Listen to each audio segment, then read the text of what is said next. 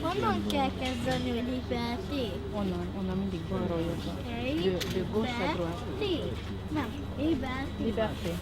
A megdöbbenés, az együttérzés, a felháborodás és a tiltakozás hozott ide ma este bennünket. A megdöbbenés azért, mert a pusztító lövéssorozat közvetve, jelképesen a véleménynyilvánítás és a sajtószabadság értékeire zúdult. Az együttérzés azért, mert francia kollégáink az újságírói hivatás lényegéhez ragaszkodva az önkifejezés szabadságáért haltak meg.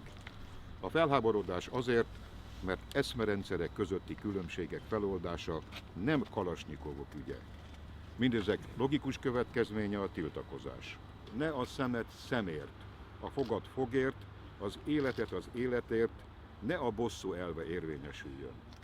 Tragikus, beláthatatlan következményekkel járna, ha a vallási törzsi ellentétek világába süllyedne vissza Európa. A védekezés ugyanakkor a megtámadott közösség elidegeníthetetlen joga. Ne felejtsük el, hogy a francia áldozatok nem csak francia állampolgárok voltak, hanem Európai Uniós állampolgárok is. Éppen ezért minden Európai Uniós állampolgár joggal érezheti úgy, hogy a támadás nem csak a franciák ellen irányult, hanem egész Európa és minden Európai Uniós állampolgár ellen. Anya!